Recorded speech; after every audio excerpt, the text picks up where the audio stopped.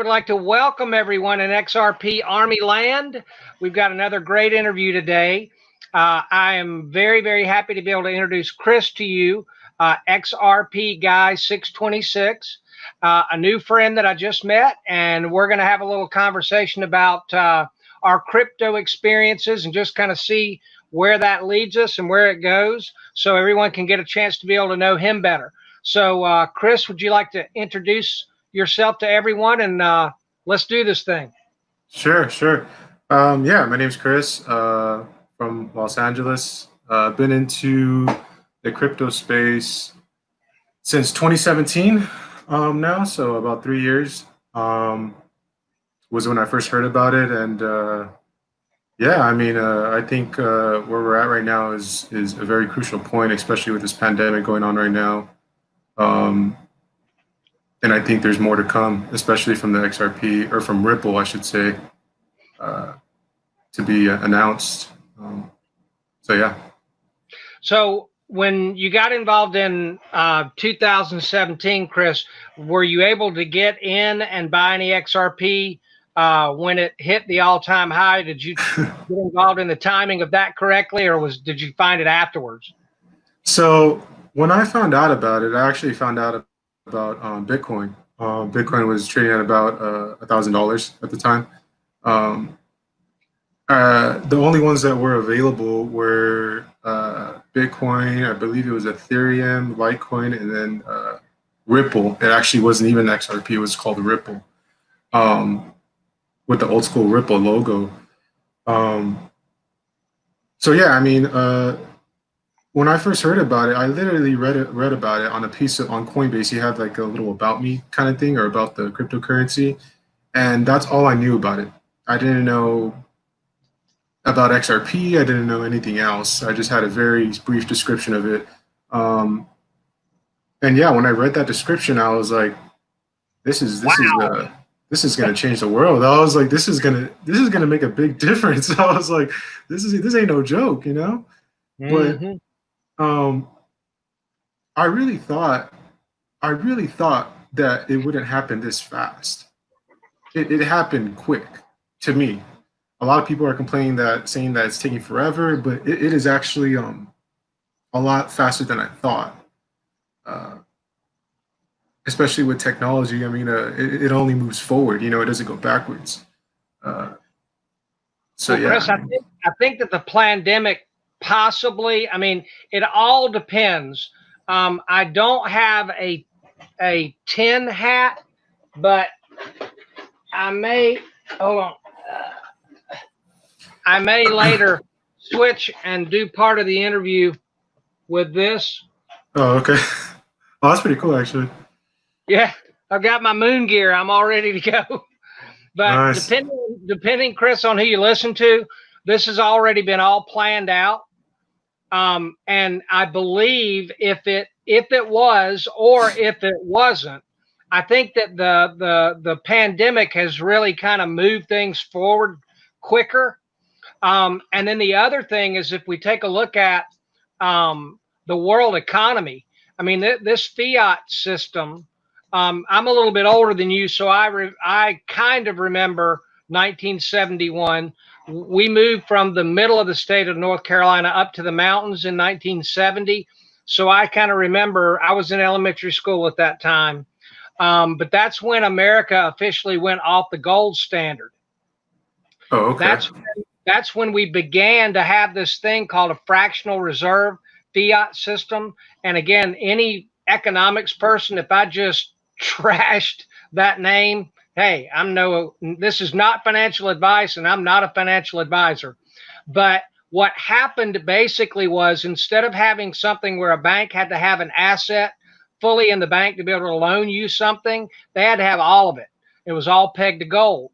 And then they came up with this genius idea where you put, Chris, $1,000 in the bank, and then the bank could leverage that asset 10 times, and they could loan out $10,000 with your $1,000 backing it. Right. Well, if you take a look at and how absurd it has gotten now, have you seen the asset class of derivatives? Have you seen, you know what I'm talking about?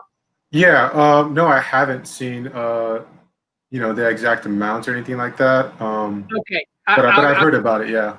I'll give you a snapshot real quick. Okay, basically what they've done is they've made derivatives. Let's say that you and I've got, and again, not financial advice, and if I don't have this completely right, I'm no expert. This is just my everyman understanding of it. But what they Right. basically did is let's say that you and I've got 100 mortgages, and they are rated A, B, C, and D, and then we take two or three, or we take two of each one, that give us 8, and then we randomly pick A, B, C, or D, two of the other ones to go in for a package of 10. Okay. And then we've got 100 that we can do that with, so 100 squared. That's a whole lot of combinations of A, B, C, and D that we can go out there. So what they did was they put all of these in different little packages together, and then they offered investors to buy it, and then they get commission off of that, right? So Right. that's in a very simplistic way my understanding of derivatives. Well, the derivative market has grown worldwide to between 545 trillion and Wow. 1.2 quadrillion. That sounds about right. Yeah, and so you can imagine how much money these banksters and these so-called financial advisors have made commissions off of 545 trillion to 1.2 quadrillion dollars worth of this derivative mess. Now, it all works if all of the mortgages get paid off. But Chris, what can you imagine? Can you see in your mind what happens when the mortgages don't get paid off, when they default? Yeah, I mean, it's gonna fall apart eventually. Yes, and I that's mean, it's it's inevitable, ridiculous. yeah. See, I'm no financial advisor. I don't have an economics degree. I do have a degree, but it's in radio and TV communication. But I don't need an economics degree to see how stupid that is. And that's what happened in 2008, Chris. That's what happened. The mortgages all stopped getting paid, and the whole thing was coming down. And the banks have got all of these investments that they're all intertwined in. So it wasn't that one bank was too big to fail. They're all connected together. So if Right. one of the banks failed, the whole thing is coming crashing down. Now, what these so-called geniuses did, and if you can't tell, I don't have a very high opinion of the traditional financial advisors. I don't. This whole thing is a mess. So basically what they did, Chris, in 2008, they just put a Band-Aid on it with that TARP thing. That was $795 billion that they infused into the money system, and it calmed it down a little bit. And then they looked around and said, okay, boys, full speed ahead. They threw that throttle down all the way to the floor. And now here we are 12 years later. And all it's done is gotten worse and worse and worse. And eventually we got to stop kicking the can down the road. And I think what we're going to have to do is have a reset. And do you watch that Shako Doggo guy on Twitter? I've seen him. Yeah, I've seen a little bit of Shako him. the Doggo. I love that guy. Every time he writes something, he puts an O at the end of it. So I went Yeah. on to Google and found a little picture, and it says Resetto. So Oh, I think I've seen that. every time I see him write something, I'll post Reset O. But again, the insanity, and again, see, I'm 58. I didn't really spend a lot of my life worried about economics or looking into it all or any of that kind of stuff. Just getting into the crypto space, I started doing it. And the last 2 years, I've gotten an education thanks to the XRP influencers mainly. And it's crazy. I don't see any other option. And you're an American. I'm an American. We're $147 trillion in unfunded liability debt together. You and I owe $87,000, and they're going to give us $1,200 one time and say thank you very much. Right, and just kind of be like, all right, guys, have a good Yeah. time. Don't, And that's don't what everyone's doing. They're having a good time. don't spend it all in one place. Right? Now the next genius idea that they may come up with, Chris, is they may put us on something called a universal base income where they're going to give us $2,400 a month, right? Right. Well, I don't know about you, but we got some people here in the South living paycheck to paycheck. And man, I'm telling you right now, there are people that are getting $2,400 a month from the government not to do anything. Do you really think they're going to go back to that job where they're bringing home $18 a month, $1,800 a month after taxes and working 40 hours a week at a job they hate? Are they just going to sit at home and say, thank you? I'll wait on that 2,400 next month. Thank you. I mean, these governments and these banksters are, I mean, it's just crazy. And one thing I'm hoping for you as a guy who, younger than me, that you can get an education of this kind of stuff at your age. So, man, you can recognize these financial advisors and stay away from them. I mean, it's like they're on the Titanic and it's sinking, and they're still trying to sell me a ticket on the boat. I mean, definitely. I mean, it's insane how much they cover up. It's when it's right there. Another thing I think they're starting to notice is that a lot of people, now that we have the internet around, it's pretty easy to get any kind of information, basic information. You don't even need to be an expert to understand certain things, especially with the XRP and other altcoins. And this is another thing, is that a lot of these altcoins, when I was looking at them back then, because I was pretty familiar with a lot of them, but what happened with a lot of these altcoins in my eyes is that they were just like coins that didn't have any kind of popularity, any kind of value, any kind of, it was like, oh, it's another coin, just whatever. But as time goes by, like I was saying, technology only moves forward, not backwards. They're gaining popularity. They're just the technology is just advancing, just overall as overall, and you could only advance so much to the point where it's just going to be like, okay, like we have this now. Why aren't we using this? Why are we flying money on a plane? I didn't even know we do that still. Like, I was like, do we really do that still? I was like, that's insane. Like, why am I able to get a ride from an Uber, get takeout food, pick it up, get it delivered, all these different things, but I'm not able to send a payment within, not even, it doesn't need to be a couple of seconds. It could be like 20 seconds, you know what I mean? But we can't. So I think that's just very inconvenient and very, very, clunky and slow. But yeah, I mean, again, a lot of these altcoins are, and not just XRP. A lot of these altcoins are gonna have a lot of potential in them. So. Well, I agree with you, and I'm looking at this kind of as a bigger picture, not just coin by coin, but I'm looking at it as a total of the internet of value. I mean, we're looking at being able to switch over and do everything here. Right. Okay. On the phone. Yeah, everything on the phone. And I mean, why do we want that? Because it's convenient. And one thing that I would hope, as our friendship develops over time and we become lifelong friends, one of the things that I would hope to be able to share with you is always look to the fundamentals and always look for the convenience factor. So in other words, if you have something, when you're trying to look and develop and look or break something down, if the fundamentals are sound and it makes things more convenient for people, then it's eventually going to get adopted. And, since I'm a little older than you, I can look back. You can probably remember this too, that we used to have these things called cassettes. And then the CD came along. And in the beginning, people are like, "Oh, I'm not gonna use that."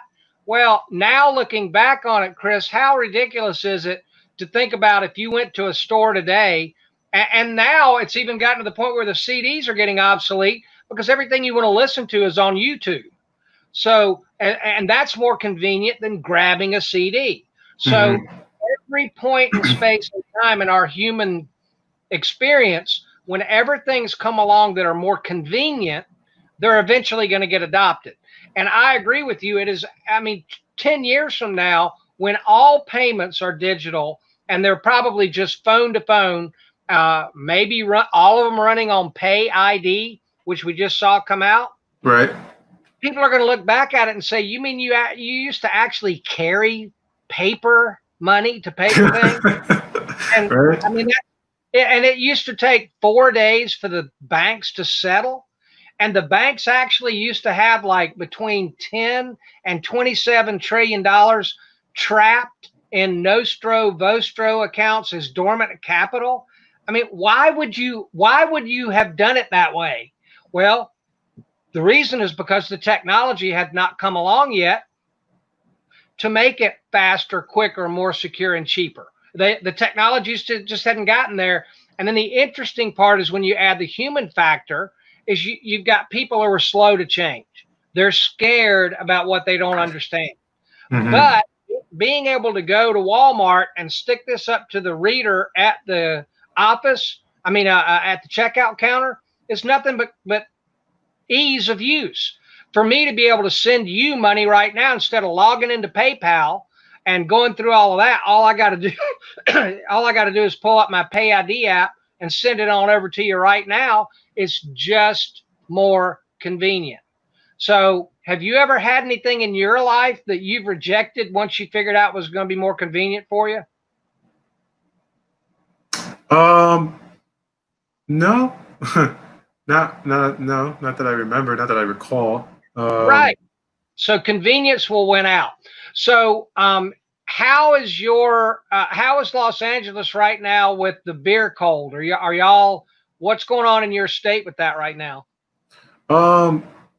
As far as right now, we are still on quarantine. We do have to wear masks are now required, like anywhere you go. But yeah, everything is becoming more restricted, more. You can only do so much, and that's another thing with this whole pandemic is that a lot of people don't want to touch things. A lot of people don't want to go to places or touch money, touch keys, things like that. And this is another thing that's a huge factor is that people don't want to be touching things. So it's like, why am I going to touch things, especially with the pandemic, when I could just use a QR code to pay, to send and receive money, especially internationally. It's really just a no-brainer at this point. But as far as a PayID goes, which was just announced, which was pretty exciting for all of us. It is an open source protocol, and I think that's what a lot of people don't understand is that it's not only one currency that could be on it and controlled, sent, and received on it. It's multiple currencies, Bitcoin and fiat currency as well. But yeah, like I said, I think the fact that the PayID is officially out, or I think Mark Zuckerberg actually reviewed it today. And he said it was actually user friendly, and it was a big step from Ripple. Well, I'm glad to hear that. I'm a much bigger fan of his sisters than I am of him. She's pretty cool. So, so what kind of work background are you into? The computer world? Are you a coder? Or don't have anything at all to do with any of that kind of stuff at all in your work life? I've actually grew up on a lot of automotive work. I kind of got pretty proficient with that, so I just kind of moved on from that to doing a lot of self-employed work like a Lyft, delivering food and stuff like that. But yeah, I think ever since found out about crypto, it's the thing is that with a lot of people don't put themselves 5 to 10 years from now. You know, that's the big um, thing here is that you got to be able to look 5 to 10 years from now and be like, okay, this is what we have. Where are we going with it? Where are we at right now? And you know, what's the potential? I honestly didn't take it serious from 2000 for the last 3 years. I did know about it. I did do research here and there, um, but I didn't really. I guess you could say follow it. But yeah, I mean, as far as this whole beginning since from beginning of this year, it's like at this point, I'm really starting to get deeper in it. So well, and Chris, about a year ago, maybe not quite a year ago, Brad Garlinghouse said that he looked at this as a marathon, not a sprint, and he said that he felt like we were about in mile 3 or so towards, I guess, maybe mass adoption could be the finish line. But do you feel like that we've gotten a lot closer to that in the last 8 or 9 months? I mean, where do you see where we are right now in what we all want, which is to see our beloved XRP moon and maybe even Saturn? that's actually a really good question. The way I see it is it's like he said, it's a marathon, not a sprint. I think that's why a lot of people are losing patience with this. You know, it does take a lot of patience and a lot of development. But I would say by the end of this year, going into next year, we're going to see a significant amount of not only price but development features as well. The price is the least thing I'm worried about really. It's where they're going with this, you know, overall as a company. So yeah, I mean, it's coming to life, you know. It's coming to life, and that's the cool thing. It's just really shown patience goes a long way, you know. So Chris, let me ask you this: as a person of your generation, and any of the way that your friends may look at this, when you first looked at XRP, you know, the people who don't like it refer to it as the banker's coin because they feel like it's too much with the system. And a lot of people in the space kind of more have that anarchist viewpoint where they'd like to have everything be private. From your experience and your life experience, being where you're at in your life, was that any kind of a concern at all when you heard, you know, that these guys are basically working with the system instead of wanting to trash it, and we're just going to, you know, create a whole new way of doing things and everything's going to be private? Did you have any hesitation at all when you heard that kind of thing about XRP in the beginning? So the thing, yeah, I mean, no. The thing is that with them people labeling it as a banker's coin, I think is completely irrelevant. Um, Again, it's not only about the coin; it's about the technology behind it, the blockchain technology, and how it works, and how it moves, and how it keeps things secure, how fast it is, how you know, the fact that you're going to be able to connect with people money wise within seconds. And like they said, Brad Garlinghouse said, it's gonna create a level playing field for the people. And by doing that, it's like they have to release something that's going to evenly be distributed, you know, to the world, not only to banks, you know. So the fact that people could hold XRP, certain amounts of XRP and things like that is it's a good thing, because now you don't have to go to a bank really. You know, if it's like if you need XRP, you kind of know someone or you know, it's again, it's just leveling out the playing field and making everything evenly spread throughout the world, not only the country but the world. So yeah. Now, since you're in California, and our XRP Ripple lawsuit is in California. Any chance you might be able to go up and maybe take the judge out for a drink and see if you could get her to go ahead and make a decision and get that straightened out for us? Would I take him out for a drink? Probably not. Yeah. Some female judge, if you could go up there and charm her and just say, "Hey, come on, let's move on with this thing. We need that regulatory clarity, lady. So get off your." I thought you meant like just randomly. I was like, I mean, how long does it take, Chris, to look at it and say, "Hey, this is one doofus who bought some XRP and it went up, and then it went down, and he lost a little bit of money, and now he's crying in his cornflakes." Hey, put your big boy pants on, and if you don't invest any more than you're willing to lose, and recognize you're taking a risk if you do it, you idiot. Right. So that's just my southern explanation of what's going on. But again, if you can, since if she was in North Carolina, I'd go find her, see if I could take her out for a drink, see if I could help her go ahead and see the wisdom in going ahead and making the decision and moving on with it. Having said that, I think maybe, I don't know, put on my tin hat again, maybe there are powers that be out there that are telling her to wait, because I don't really think it's all that complicated.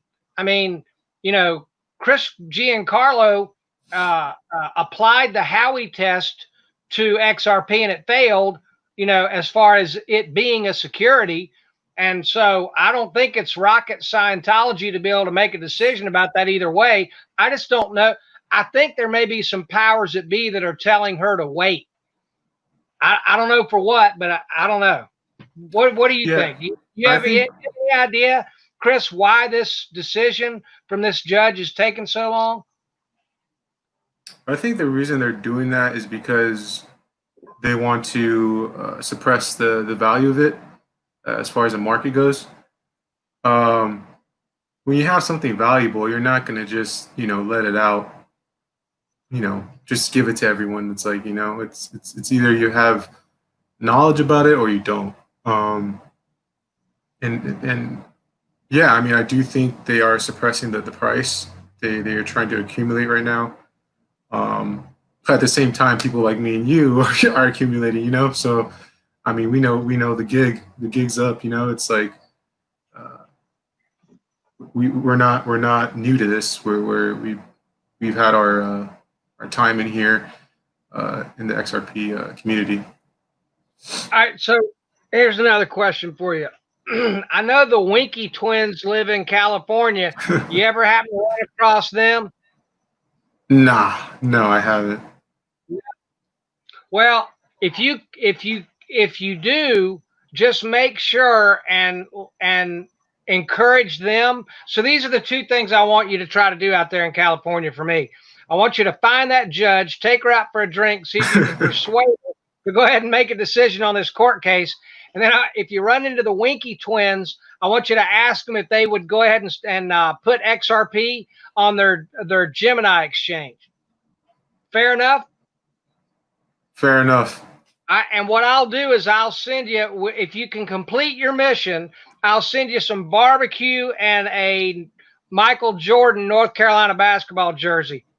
Sounds like a deal. We need to make some progress here. We need regulatory clarity from California, and we need the Winky twins to put XRP on Gemini. What else can we decide? What else do we decide we need to get done today? No more rioting. How's that? That too as well. Hey man, have you had bad rioting there in Los Angeles? Yeah, I mean in the beginning, yeah. Now I don't think it's too bad. But the beginning was pretty bad. Man, it was bad last night here in North Carolina. I live near Raleigh, and they put a rope around a Confederate, and that's fine. Just take the stuff down. I don't care. But last night, rioters in Raleigh, they lassoed a Confederate statue of some dude and pulled it down, and then they hung it from a street lamp. So it's getting crazy here in North Carolina. And again, I'm kind of neutral. I'm a libertarian and a deist, and I'm about as neutral and in the middle of every subject as you can possibly get.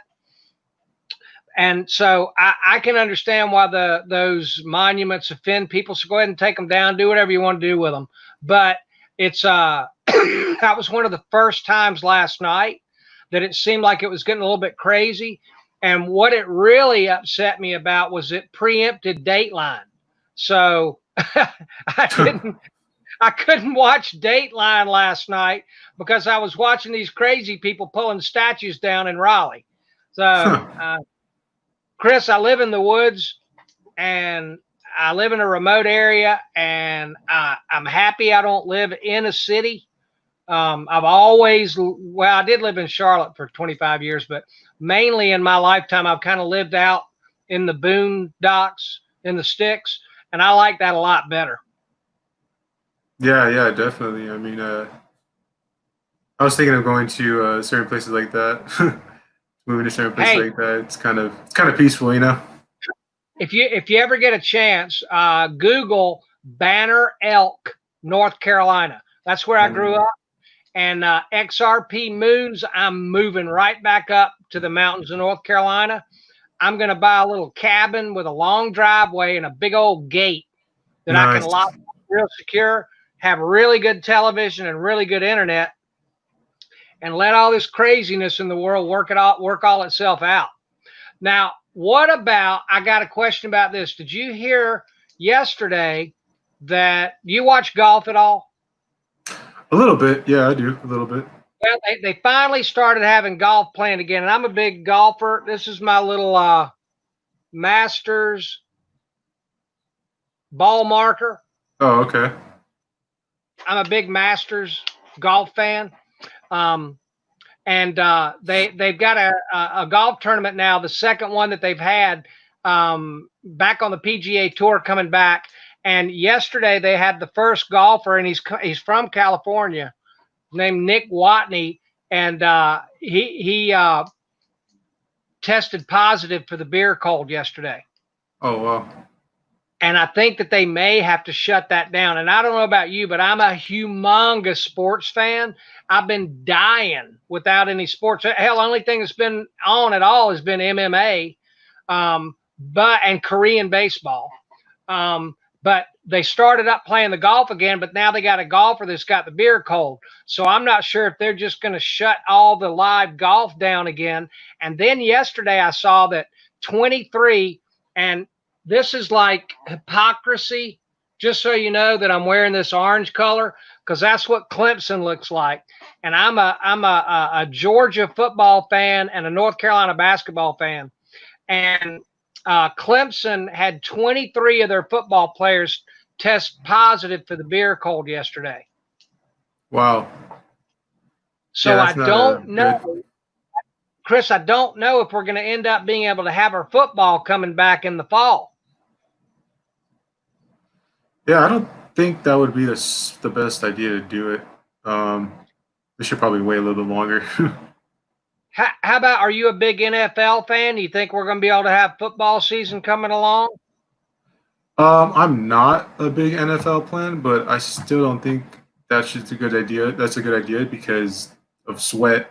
You're closer to people. People are sweating. You got different water bottles. People are probably sharing.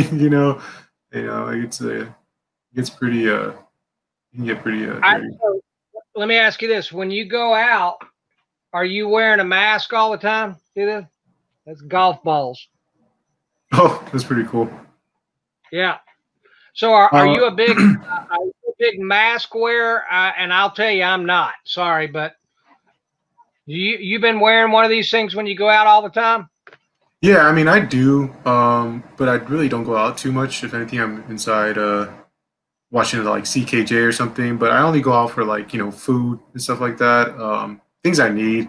I like doing research, especially right now because of everything going on with the whole crypto space. So I saw something yesterday on Twitter. I learn a lot on Twitter and YouTube, and it said that these things only are going to keep something that is like 0.3 microns out. Mm-hmm. And the beer cold molecule is, if I said that word right, I'm not a doctor either, but they, in case anyone was wondering, they said that these things are only going to be able to keep something out that is 0.3 microns. I think that's right. And the beer cold molecule is 0.1 micron. So, in other words, these things aren't doing what we're trying to wear them for.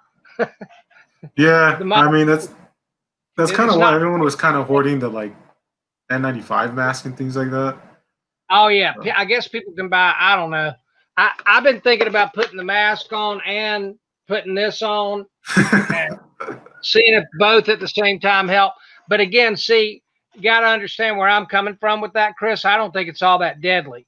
I mean, I'm 58. I am diabetic, but I'm 2, and I take my metformin every day, and it's under control. The last time I had my A1C checked, it was in decent shape. I also have a little hypertension. That's high blood pressure a little bit. Mm-hmm. So I'm kind of in a higher risk category. But I got to be honest with you, man. I'm not worried. I know it's real, but I'm not all that. I think we've made a much bigger deal about it because it's highly contagious. But I don't really. The research I've done isn't showing me that it's all that lethal. Yeah, I heard that it was pretty contagious as well. But I'm not the type of person to like underestimate things. You know, I don't really want to. I still don't want to get it. But yeah, no, I heard it's pretty contagious. Yeah. Well, my dad is 85 and has diabetes, and my stepmother's going through chemo right now for breast cancer. And I think if either one of them got it, it would be really, really, really bad. Probably take them, right on out of here.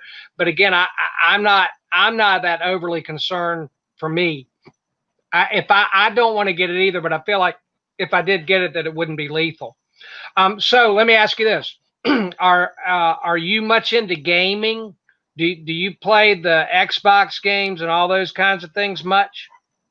A little bit, not too much. I'm more doing like research, or either that or eating. I like drinking. I like not drinking like a lot, but just enjoying myself and getting some tacos, beer, whatever, things like that.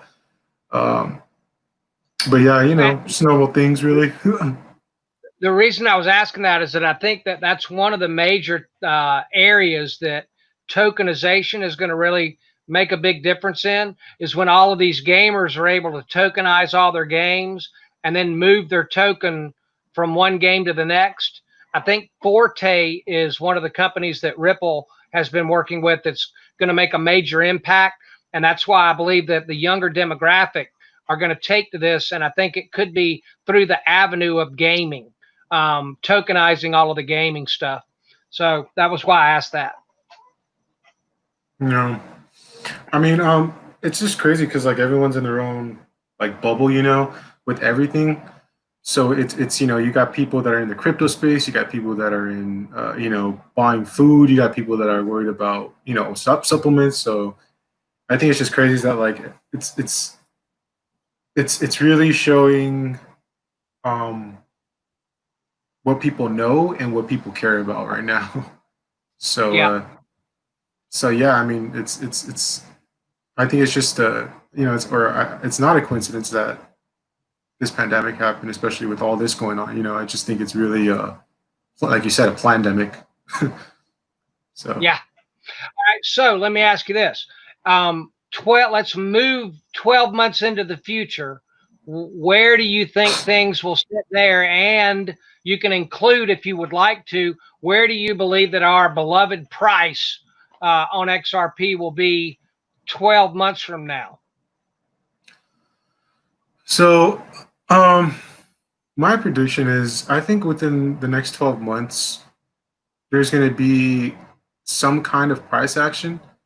I don't think it'll be anything big, unfortunately. But The thing is that we can only know so much and only predict so much, but that I think the best thing to do is just go by the information we have. Um, but I wouldn't be surprised if we see a major spike by the end of the year. That's just my take on it. This isn't financial advice, but yeah, like I said, I mean, I definitely wouldn't be surprised if tomorrow we woke up and this thing's like $10 to $50. I really wouldn't. Um, the value of what we hold is, or of XRP, is just way undervalued. It's just not. It doesn't make sense. It really doesn't make sense as of today.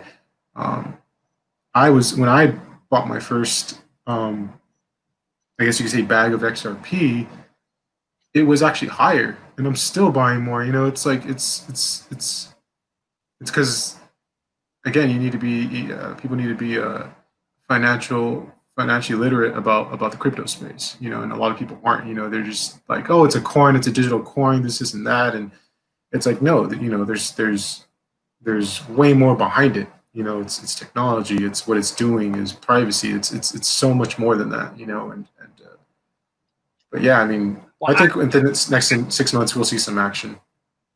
I think the high that I bought in at was 32 cents, and I think the low is 14. I think so. I think I've got some kind of a cost average of all of the XRP that I have somewhere around between 22 and 25 cents. And you know, if we wake up and go to $5, I'm cashing out. I'm moving to the mountains of North Carolina, and everything else can just, as long as I got some good TV to watch and I've got an internet connection, then I'm going to be good. So, all right. Well, if you had a parting message that you wanted to kind of say to everyone in XRP land and everybody else in the world, Chris, what message would you like to try and give to everybody from your heart to the rest of the world? That this is at this point, it's really inevitable. There's no way this is not going to happen. We're in the middle of a crisis right now. We need liquidity to flow in. You know, they're just printing money, really. You know, it's like, if you have a machine that can do that, you're going to use it. You know, like, it's just, you know, it's very basic. But I mean, honestly, from me to people, I would just say, like, change is going to come, and we're really close to it. So. Very good. Now, what I'd also like to do is, one of the purposes that I have for making these interviews is that I'm looking to begin to build friendships with people over time, because if XRP goes to $5, $10 next week, then I believe that that we're going to have money. And what could we do together, maybe, to stay in touch with each other and find some good projects that we feel like that we could work together on? And if we've got 20, 30, 50 people then that are all kind of have money to begin to do something together, then I think that could be a really cool way for all of this to end up developing together over time. So one of the things that I'm doing is to try to build friendships with as many of the people in the XRP community as I can, like-minded individuals that feel like, you know, maybe there's something that we could do together to help other people. So I'd like to keep an invitation to you, or extend an invitation to you on an ongoing basis, to get together every now and then to kind of update on how things are looking and how things are going. So again, I deeply appreciate you coming on and sharing with everyone who you are. We need to hear from people younger than me. We need to hear from people, you know, not in North Carolina. We need to hear people from all over and get as many different people in the XRP Army community to share who they are and what they believe in as we possibly can. And if you know anyone that you feel like, I know that, who was it? XRP Bags introduced you to me. And if you know anyone that you feel like would like to be able to do an interview like this, just let me know. I want to try and help everyone in the XRP community be able to share their story if they would like to. Yeah, I mean, I think that's a good idea. I don't see why not, especially, you know, everything that's happening. I mean, again, I think there's so much potential in these coins and other coins, and there's a lot that are similar too. You know, you have like Digibyte and Bitcoin, for example. They're very similar. They work on very similar platforms, and it's there's a lot, like I said, a lot of potential, a lot of things to be done. I believe so too. All right. Well, again, I appreciate it very much, and I hope that we can get together again a little bit further down the road. Yeah, definitely. Maybe when XRP gets to $5, we can come on and give a Yahoo out to each other at that point, and you'll be getting one of the. Everybody's got to get their moon gear. It's a good idea. Actually got my XRP shirt today, so. Ah, good. Well, everybody needs to make sure that they got their moon gear, so when we get to the moon, that you don't want to. You got to have a helmet, or you're gonna expire. Got to have that space suit and that helmet. All right. Well, listen, Chris, I deeply appreciate the fact you came on to have a little friendly conversation with me, and I look forward to doing it again. And if you know anybody that's interested in sharing their XRP experience, let me know. Awesome. Yeah, sounds good. Yeah, we'll definitely keep in touch. Okay, that sounds great. All right, take care, everyone, and live long. I can't do. Let me see if I could do that. There you go. Kind of. Yeah, live long and hodl. All right, take care. All right, take care. You too.